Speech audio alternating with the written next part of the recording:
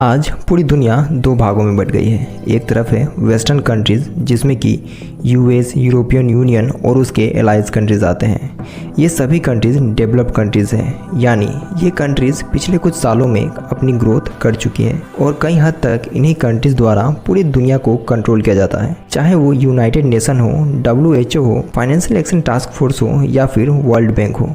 जितने भी major group exist करते हैं इंटरनेशनली, इन सभी को इन्हीं कंट्रीज़ द्वारा कंट्रोल किया जाता है। ये सभी ग्रुप्स बस नाम के लिए ही इंडिपेंडेंट संगठन है, लेकिन एक्चुअली में इन सभी ग्रुप्स पर सीधे सीधे वेस्टर्न कंट्रीज़ का दबदबा दिखता है। आपको इसे कुछ एग्जांपल से समझाते हैं। FATF का नाम तो आपने सुना ही होगा, जिसका फुल फॉर्म है फाइनेंशियल एक्शन टास्क फोर्स, जिसका मेन काम है इंटरनेशनल मनी लॉन्ड्रिंग और टेररिज्म को बढ़ावा देने वाली कंट्री पर सैंक्शंस लगाना। अगर मैं आपसे एक सवाल पूछूं कि नॉर्थ कोरिया और पाकिस्तान में से वो कौन सा कंट्रीज़ है जो कि टेररिज्म को बढ़ावा देता है? नॉर्थ कोरिया में लाख बुराइयां होंगी, वहाँ डेमोक्रेसी नहीं है, वहाँ एक क्रूर शासक का राज चलता है। लेकिन आपने कभी भी कोई भी टेररिस्ट को नॉर्थ कोरियन ओरिजिन का नहीं देखा होगा। लेकिन बावजूद इसके, क्योंकि वेस्ट के रिलेशन नॉर्थ कोरिया के साथ अच्छे नहीं है, इसलिए पाकिस्तान को तो फाइनेंशियल एक्शन टास्क फोर्स द्वारा हरी झंडी दिखा दी गई है, लेकिन वहीं नॉर्थ कोरिया को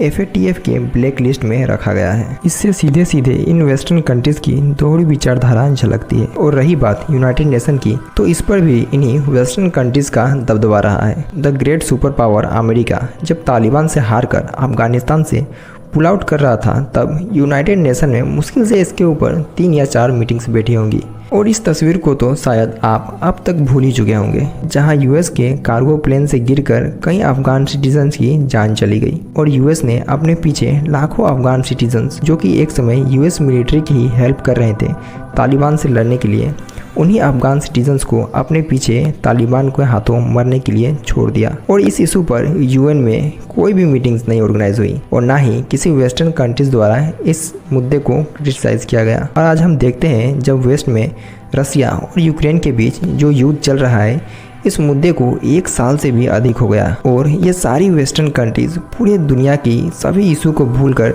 इसी मुद्दे को लेकर पकड़े बैठे हैं।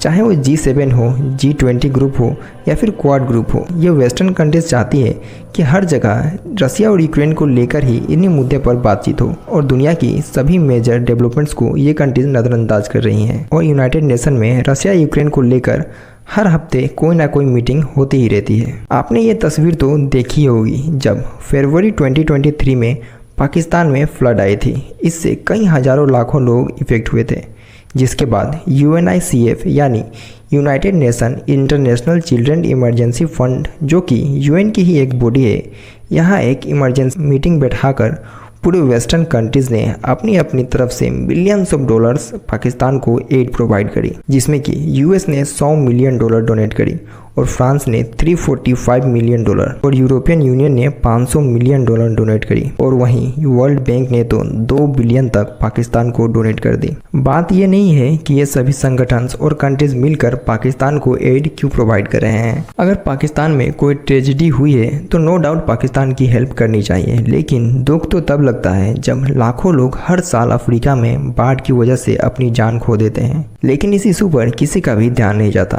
और ना ही UN पर इस इशू पर कोई मीटिंग बैठती है और ना ही वर्ल्ड बैंक इन कंट्रीज को कोई एड प्रोवाइड करता है। सच बात तो ये है कि वेस्टर्न कंट्रीज अपने इंटरनेशनल गोल को जिस कंट्रीज के साथ फुलफिल होती है, वो उन्हें अपने साइड करने के लिए किसी भी हद तक जा सकते हैं। और जितने भी इंटरनेशनल ऑर्गेनाइजेशन एग्जिस्ट करते हैं वर्ल्ड स्टेज पर, उन सभी का अपने लिए फ़ायदा उठाकर उन कंट्रीज़ को अपने साइड करने की कोशिश करते हैं। ये तो बस कुछ एग्जांपल्स थे, ऐसे ही ना जाने कितने सारे इंसिडेंट्स हैं जो कि हर समय ये कंट्रीज़ इसका फ़ायदा उठाते रहते हैं। आपका इस इशू पर क्या ख्याल है? आप अपना पॉइंट ऑफ व्यू हमें कमेंट सेक्शन में बता सकते हैं।